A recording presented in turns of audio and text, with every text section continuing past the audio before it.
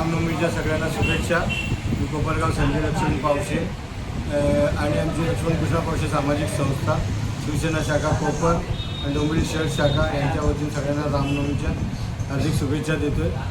रामनवमीच्या दिवशी प्रभू रामचंद्रांनी जशी सुरुवात केली त्याप्रमाणे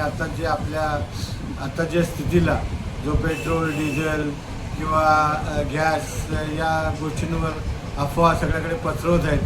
तर सरकारने किंवा कल्याण डोंबिवली महानगरपालिकेने किंवा शासनाने काहीतरी एक नियमावली बनवायची आणि लोकांना सिलेंडर कसे भेटतील, कोणाला कमर्शियल गॅस कसे भेटतील, कोणाला पहिल्यांदा रेशनला रॉकेल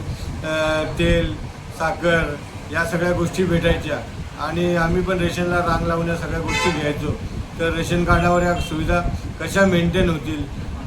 जनजागृती पसरून घरामध्ये जे कोणी खेडेगावात राहतात कुठे त्यांनी चुलीचा वापर करायचा, स्टोवचा वापर करायचा आणि